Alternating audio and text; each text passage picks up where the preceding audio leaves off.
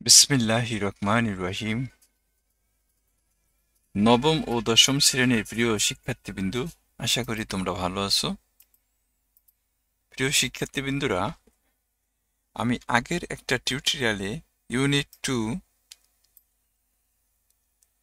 Lesson 1 এই প্যাসেজের অর্থ, বাংলা অর্থ সহ আমি বুঝিয়ে দিয়েছিলাম বন্ধুরা, এবং তখন বলছিলাম যে আমি পরবর্তী টিউটোরিয়ালে বাকি যে প্রশ্নগুলো আছে এই প্রশ্নগুলোর উত্তর তোমাদেরকে দেখিয়ে দেব। তো তার এই ধারাবাহিকতায় আজকে প্রিয় বন্ধুরা, আমি এই অধ্যায়ের সম্পর্কিত যত প্রশ্ন এবং যা কিছু আছে এগুলো নিয়ে আজকে আমি ধারাবাহিক আলোচনা করব। তো চলো আমরা আলোচনা শুরু করি। তো তোমরা জানো যে এটা তোমাদের ইংরেজি ফার্স্ট পার্ট ইউনিট 2, যেখানে আলোচনা হচ্ছে ক্লাইমেট চেঞ্জ এই টপিকের উপরে লেসন 1 নিয়ে। তো বন্ধুরা দেখো, এখানে প্যাসেজের অর্থটা তোমরা একটু ভালো করে বুঝে নিবা বন্ধুরা, কারণ এখানে যখন তোমার পরীক্ষা হবে তখন এই প্যাসেজটাই আসবে। এই প্রশ্ন আসার সম্ভাবনা খুবই কম। এই যে এখানে যা দেখতেছো অনুসরণীমূলক এইসব প্রশ্ন বা এই চয়েস দ্য বেস্ট অ্যান্সার অথবা এই ফিল ইন দ্য গ্যাপ, এগুলো আসার সম্ভাবনা খুবই কম।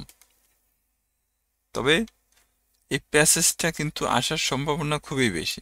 এখন প্যাসেজটা আসলেই যে এই যে এখানে যে প্রশ্ন করছে এগুলো আসবে এরকম না, তারা তাদের মতন করে প্রশ্ন বানায় দিব। তো এই কারণে তোমরা সবসময় প্যাসেজের উপরে গুরুত্ব বেশি দিবা।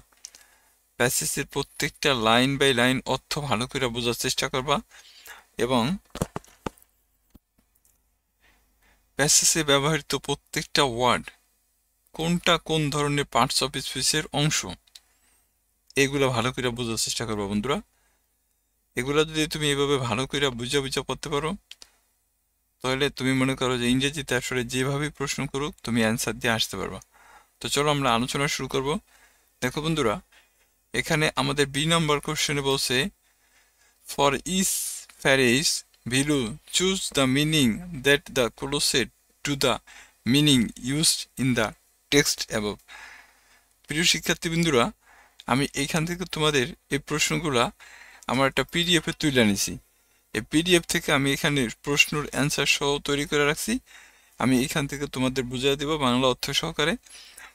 যদি তোমাদের কারোর এই পিডিএফটা দরকার হয় তাহলে তোমরা কমেন্ট করো, আমি তোমাকে পিডিএফটা দিয়ে দিব। আমাদের class 9-10 unit 2 lesson 1 answer sheet. এখানে কি বলছে যে for each phrase value choose meaning that is closest to the meaning used in the text above. অর্থ কি দাঁড়াইলো, নিচের প্রতিটা শব্দগুচ্ছের জন্য উপরের টেক্সটে ব্যবহৃত অর্থের কাছাকাছি অর্থ বেছে নাও। উপরের টেক্সট বলতে এই প্যাসেজের কথা বলছে বন্ধুরা। এই যে এখানে প্যাসেজের ভিতর এমন কিছু শব্দ বা এমন কিছু সেন্টেন্স ইউজ করছে, যেই সেন্টেন্স বা যে ওয়ার্ডের শব্দগুলা এখানে তোমার চয়েস দ্য বেস্ট অ্যান্সারে আছে এবং কাছাকাছি হইতে পারে, এরকম শব্দগুলা তোমাকে বেছে নিতে বলছে। এখানে দেখো 1 নম্বর প্রশ্ন বলছে, ইন প্যারাগ্রাফ 3 মাইটি রিভার্স মিন। তার প্যারাগ্রাফ 3 কোনটা দেখো তো। এটা হচ্ছে প্যারাগ্রাফ 1, এটা হচ্ছে প্যারাগ্রাফ 2, আর এটা হচ্ছে প্যারাগ্রাফ 3। এই প্যারাগ্রাফ 3তে দেখো মাইটি রিভার ইউজ করা হয়েছে। এই যে দেখো এই মাইটি রিভার ইউজ করা হয়েছে। এইখানে এই মাইটি রিভার যে শব্দটা এই প্যারাগ্রাফ 3তে, প্যাসেজের প্যারাগ্রাফ 3তে যে ইউজ করা হয়েছে, এই মাইটি রিভার দ্বারা আসলে এখানে শক্তিশালী নদী বলতে মানে কি বোঝানো হয়েছে, মানে শক্তিশালী নদী দ্বারা আসলে কাকে বোঝানো হয়েছে বা কি বোঝানো হয়েছে। দেখো বন্ধুরা, এখানে 4টে অপশন আছে। প্রথম অপশন হলো rivers that have huge volumes of water and very strong currents, অর্থাৎ নদী যেখানে প্রচুর পরিমাণে জল বা পানি বলতে পারো, যাই বলো, এবং খুব শক্তিশালী স্রোতে রয়েছে। অর্থাৎ নদী যেখানে প্রচুর পরিমাণে হিউজ ভলিউমস অফ ওয়াটার, যার প্রচুর পরিমাণে পানি রয়েছে এবং ভেরি স্ট্রং কারেন্টস, এবং যার স্রোত রয়েছে, শক্তিশালী স্রোত রয়েছে। এই একটা অপশন। মানে এই মাইটি রিভার দ্বারা কি বুঝাইছে? এটা বুঝাইছে নাকি rivers having many rowing boats in them, যে নদীতে অনেক সারি সারি নৌকা আছে, এটা বুঝাইছে? নাকি rivers that make people cry out, নদী যা মানুষকে কাঁদায়, এটা বুঝাইছে? নাকি rivers that have strong banks, শক্তিশালী তীর আছে যে নদীর, এটা বুঝাইছে? তো বন্ধুরা, এইখানে এই মাইটি রিভার দ্বারা এ নাম্বার অপশন বুঝাইছে। দেখো, rivers that have huge volume of water and very strong current, অর্থাৎ নদী যেখানে প্রচুর জল বা পানি আছে এবং খুব শক্তিশালী স্রোত রয়েছে, এটাকে বুঝাইছে মাইটি রিভার দ্বারা। এটা 1 নম্বরের চয়েস দ্য বেস্ট অ্যান্সারের উত্তর হবে কত? এ নাম্বার। এরপরে বন্ধুরা দেখো 2 নম্বর আছে ল্যান্ডেড প্রপার্টি। ল্যান্ডেড প্রপার্টি শব্দের অর্থ হচ্ছে ভূ সম্পত্তি বা ভূমি সম্পত্তি। এখন এটা দ্বারা কি বুঝেছে? দেখো, a rented piece of land, একটি ভাড়া করা জমি, না a piece of land on the bank of river, নদীর তীরে এক টুকরো জমি, নাকি property in the form of a source of income to its owner, সম্পত্তি তার মালিকের আয়ের উৎস আকারে, নাকি এটা বুঝাইছে? দেখো তো, property used only as an agricultural farm, সম্পত্তি শুধুমাত্র একটি কৃষি খামার হিসাবে ব্যবহৃত হয়। এখানে বন্ধুরা উত্তর হবে সি নাম্বার। তাহলে ল্যান্ডেড প্রপার্টি বলতে ওই সব সম্পত্তিকে বোঝায় যেসব সম্পত্তি তার মালিকের একটা আয়ের উৎস হিসাবে পরিগণিত হয় বা আয়ের উৎস আকারে থাকে, এটাকে বোঝানো হয়েছে বন্ধুরা। সি নাম্বার উত্তর হবে। এরপরে দেখো হুইসপারিং উইন্ড। হুইসপারিং শব্দের অর্থ হচ্ছে ফিসফিস করা, আর উইন্ড অর্থ হচ্ছে বাতাস। তাহলে ফিসফিস করে বাতাস, এখানে এই অর্থ বুঝতে কি বুঝাইছে? দেখো, wind that bows from across the river, নদীর ওপার থেকে যে বাতাস বয়ে যায় সেটাকে হুইসপারিং উইন্ড বলে, নাকি wind that bows with his hissing sound, বাতাস যা হিস হিস শব্দের সাথে প্রবাহিত হয়, এটাকে বলে? না wind that helps someone make a fire, বাতাস যা কাউকে আগুন জ্বালাতে সাহায্য করে। আর হচ্ছে ডি নম্বর অপশন বলছে wind that bows in summer, বাতাস যে গ্রীষ্মে প্রবাহিত হয়। এখানে বন্ধুরা হুইসপারিং উইন্ড বলতে এমন উইন্ডকে বুঝাইছে যেই উইন্ড শো শো করে বা হিস হিস করে প্রবাহিত হয়। তাহলে বি নম্বর উত্তর সঠিক হবে বন্ধুরা। এরপর দেখো ড্যান্সিং ফ্লেমস। ড্যান্সিং শব্দের অর্থ হচ্ছে কাঁপা কাঁপা বা নৃত্য, এরকম, মানে ড্যান্স যেটাকে বলা হয়। তাহলে এখানে বলছে যে কাঁপা কাঁপা শিখা বুঝেছে, ফিল্ম অর্থ শিখা বা নৃত্য শিখা বুঝেছে। এই ড্যান্সিং ফিল্ম দ্বারা আসলে কোনটাকে বুঝেছে? দেখো, traditional form of folk dance, লোকনৃত্যের একটা ঐতিহ্যবাহী রূপ বুঝেছে, নাকি flames that make people dance around them, আগুন যা মানুষকে তাদের চারপাশে নাচতে বাধ্য করে, নাকি flames that are made unstable by the blast of air, অগ্নিশিখা যা বাতাসের বিস্ফোরণে বা শব্দে অস্থির হয়ে ওঠে। বলো flames made by people to remember their past, শিখা মানুষের দ্বারা তাদের অতীতকে মনে রাখা। এটা বন্ধুরা সি নম্বর উত্তর হবে। অর্থাৎ অগ্নিশিখা যা বাতাসের শব্দে অস্থির হয়ে ওঠে, এটাকে বোঝানো হয়েছে বন্ধুরা। অর্থাৎ বাতাসে যেটাকে অস্থির করে তোলে। এই গেল আমাদের বি নম্বর উত্তর। অর্থাৎ এখানে এই যে চয়েস দ্য বেস্ট অ্যান্সার যেই ছিল, বি নম্বরের উত্তর এটাই ছিল বন্ধুরা।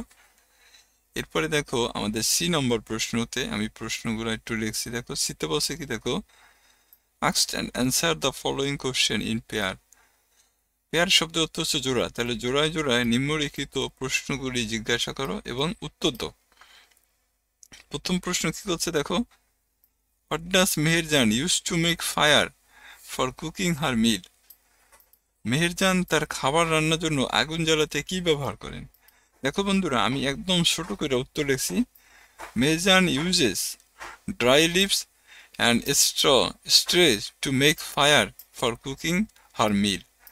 অর্থাৎ মেহেরজান, উত্তর হবে মেহেরজান আগুন জ্বালানোর জন্য ড্রাই লিভস অর্থ হচ্ছে শুকনো পাতা এবং স্ট্রের শব্দ অর্থ হচ্ছে খড়কুটো, তাহলে শুকনো পাতা এবং খড়কুটো ব্যবহার করেন তিনি তার খাবার রান্নার জন্য। এটা ছিল 1 নম্বর প্রশ্নের উত্তর বন্ধুরা। এরপর দেখো, what property did Meherjan loss due to river erosion? নদী ভাঙনের কারণে মেহেরজান কোন সম্পত্তি হারান? দেখো, এখানে উত্তর হচ্ছে Meherjan lost her cultivable land, shelter and cattle due to river erosion. অর্থাৎ নদী ভাঙনের ফলে মেহেরজান তার চাষাবাদের জমি হারান, তার আশ্রয় হারান এবং গবাদি পশু হারান। এটা হচ্ছে বন্ধুরা আমাদের বি নম্বর উত্তর। এরপর দেখো সি নম্বর বলছে, what do you know about Meherjan's family? মেহেরজানের পরিবার সম্পর্কে তুমি কি জানো? তা দেখো, এখানে লিখছি I know about Meherjan's family, he has no family now, she has lost her husband and her offspring to disease created from কিউরের হাঙ্গার অ্যান্ড পভার্টি।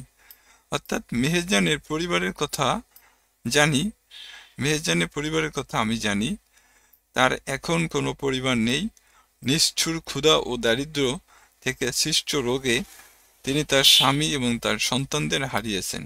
এটা হচ্ছে বন্ধুরা আমাদের সি নম্বর উত্তর। এরপর ডি নম্বর বলছে দেখো, in which season is river erosion most likely to অকার? কোন মৌসুমে বা কোন ঋতুতে নদী ভাঙ্গনের সম্ভাবনা সবচেয়ে বেশি থাকে? দেখো, উত্তর হচ্ছে river erosion is most likely to ochre during monsoon. অর্থাৎ বর্ষা মৌসুমের সময় নদী ভাঙ্গন বেশি হয় বন্ধুরা। এই যে বর্ষাকালে নদী ভাঙ্গনের সম্ভাবনা বেশি থাকে। এরপরে দেখো আমাদের ই নম্বর প্রশ্ন বলছে দেখো, হোয়াই ইজ দ্য প্যারিস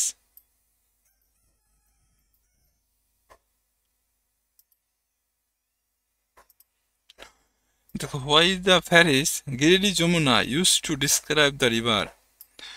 নদীকে বর্ণনা করতে লোভী যমুনা শব্দটি কেন ব্যবহৃত হয়? এরপর what grade do you notice the description? বর্ণনায় তুমি কি লোভ লক্ষ্য করেছো? এখানে দুইটা প্রশ্ন বন্ধুরা। প্রথম প্রশ্নটা হচ্ছে এই যে এই পর্যন্ত, যে নদীকে বর্ণনা করতে গ্রিডি যমুনা ব্যবহার করা হয়েছে কেন? আরেকটা হচ্ছে নদী যে লোভী এটা তুমি কিভাবে লক্ষ্য করো না তার বর্ণনা দিতে বলছে। তা দেখো, এখানে আমি উত্তর করছি, Jamuna is a regarded to as greedy due to its consumption of land and property around the river bank. It inflicts massive damage to its surrounding with its huge volume of water and strong current. Its merciless destruction can only be compared to greed. The consumption of Meherjan's cultivable land, cattle, shelter, vegetables, garden, bamboo bush, a significant example of Jamuna, can be noticed in the description. অর্থ হইল এরকম যে যমুনা নদী তীরের আশপাশে অর্থাৎ নদীর তীরের আশপাশে জমি ও সম্পত্তি ভোগ করার কারণে তাকে লোভী হিসাবে গণ্য করা হয়। এটি বিশাল আয়তনের জল এবং শক্তিশালী স্রোতের সাথে তার চারপাশের ব্যাপক ক্ষতি করে। এর নির্দয় ধ্বংসকে কেবল লোভের সাথে তুলনা করা যেতে পারে। মেহেরজান আবাদি জমি, গবাদি পশু, আশ্রয়স্থল, সবজির বাগান, বাঁধঝাড় যমুনার উল্লেখযোগ্য উদাহরণে লক্ষ্য করা যায়। এইভাবে বন্ধুরা তোমরা ই নম্বর প্রশ্নের উত্তর করতে পারো। এরপরে দেখো তাহলে আমাদের বি নাম্বার, সি নাম্বার আর হচ্ছে উত্তর প্রশ্নগুলো শেষ হয়েছে। এখন ডি নাম্বারে বলছে দেখো, complete the summary of Meherjan's life with words or phrases from the box. এই যে দেখো বক্সের ভিতরে কিছু শব্দ আছে এবং ফ্যারিজ আছে। এই শব্দ এবং ফ্যারিজ দিয়া এই যে এখানে কিছু গ্যাপ আছে, এই গ্যাপগুলো তোমাকে পূরণ করতে বলছে বন্ধুরা। তো দেখো আমি এটার শুধুমাত্র উত্তরটা করে রাখছি বন্ধুরা। এই যে দেখো প্রথমটা হচ্ছে কি সলভ ডিউলার্স, এখান থেকে তুমি নিয়া এই যে এখানে বসায় দিতে পারো। এই যে এখানে হলো তোমার SLUM slum dweller, D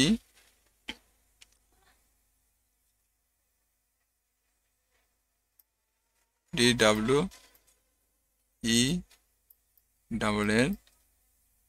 solve dweller. এর পরেরটা হচ্ছে তোমার দেখো she lost her shelter and properties, এখানে ডিউ হইতে পারে, due to the erosion of river Jamuna. She also lost her family.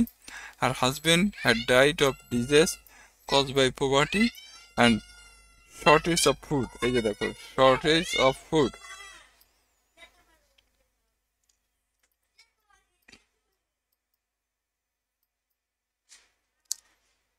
এখানে shortage of food হবে।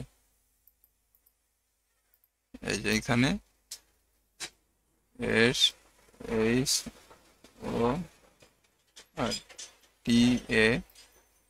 shortage of food, FOOD। এরপরে হচ্ছে তোমার she is only a dash like Meherjan, she is only a homeless, so home LESS homeless like Meherjan. There are many people who have become the dash of river erosion, who have become the victim, এনে victim দিতে পারো VICTIMS victims।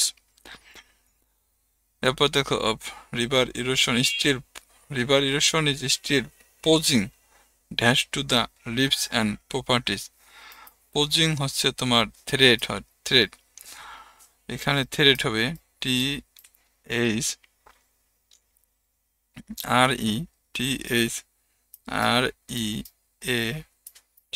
threats and property of thousands of people living dash the river, people living close to the river হতে পারে, এখানে close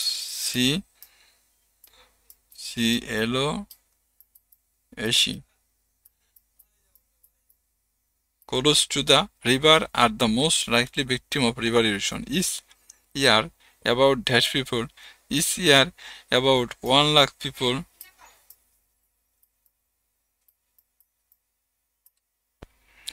LA 1 lakh people become homeless due to river erosion in Bangladesh. Meherjan life is just one dash। Example হতে পারে এখানে example EXAMPLE example of how cultivate change dash, how cultivate change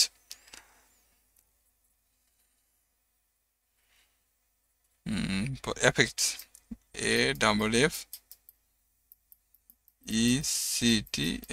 affects। এইভাবে বন্ধুরা আমরা এগুলার উত্তর করতে পারি। তো আশা করি তোমরা এটা বুঝতে পারছো। এরপরে বন্ধুরা দেখো এখানে একটা তোমার আছে, তোমরা এখান থেকে এই উত্তরটা একটু করে নিও বন্ধুরা। এটা 1 নম্বর উত্তর হবে, এটা 2 নম্বর উত্তর হবে, এটা 3 নম্বর, এভাবে তোমরা 4 নম্বর 5 নম্বর 6 নম্বর 7 নম্বর 8 নম্বর 9 নম্বর 10 নম্বর এইভাবে উত্তরগুলো বসায় নিবা। আর এটা হচ্ছে একটা বিতর্ক প্রতিযোগিতা বন্ধুরা। এটা হচ্ছে পক্ষ এবং বিপক্ষ, অর্থাৎ humans can do anything to control the curse of nature. অর্থাৎ বলা হয়েছে এই মানুষ পারে না কোনো কিছু নিয়ন্ত্রণ করতে, মানে প্রকৃতির কোনো কিছুই মানুষ নিয়ন্ত্রণ করতে পারে না। এটার পক্ষে অথবা বিপক্ষে এনে বলছে দেখো, ডিসাইড হুইচ গ্রুপ, মানে বিতর্ক প্রতিযোগিতা হয়তো তোমাদের বিভিন্ন অনুষ্ঠানে, যেমন স্কুলে যদি কোনো বার্ষিক ক্রীড়া প্রতিযোগিতা হয়, অথবা মাসিক কোনো, অথবা এরকম বিভিন্ন ধরনের অনুষ্ঠান হয়, দেখবা যে পক্ষে বিপক্ষে, মানে একদল পক্ষে কথা বলে আর একদল বিপক্ষে কথা বলে। তো এরকমই আমাদের বিতর্কের বিষয় হচ্ছে এটা, যে human can't do anything to control the curse of nature. মানুষ প্রকৃতির কোনো কিছুর উপরে নিয়ন্ত্রণ করতে পারে না। এখন এটার উইল স্পিক ফর, তোমাকে বলতে হবে against the motion give below, অর্থাৎ এই যে এখানে যে টাইটেল দেওয়া আছে এই টাইটেলের বিরুদ্ধে বলতে হবে। অর্থাৎ তোমাকে নিতে হবে যে না, মানুষ প্রকৃতির বিষয়ের উপরে নিয়ন্ত্রণ করতে পারে, বা আর এখানে আর এক পক্ষ বলবো যে নিয়ন্ত্রণ করতে পারে না, অর্থাৎ এক পক্ষ পক্ষে বলবো আর এক পক্ষ বিপক্ষে বলবে, এইভাবে এটা তৈরি করতে হবে। তো বন্ধুরা, এটা আমি আসলে পরবর্তী একটা টিউটোরিয়ালে আমি এটা দেখাই দেবো যে কিভাবে তোমাদের লিখতে হয়। তো এতক্ষণ পর্যন্ত তোমাদের যা বুঝেছি এটা একটু ভালো করে তোমরা বুঝছো বন্ধুরা। আর আমি আবারও বলছি যাওয়ার আগে, যে তোমরা প্যাসেজটার উপরে গুরুত্ব বেশি দিবা।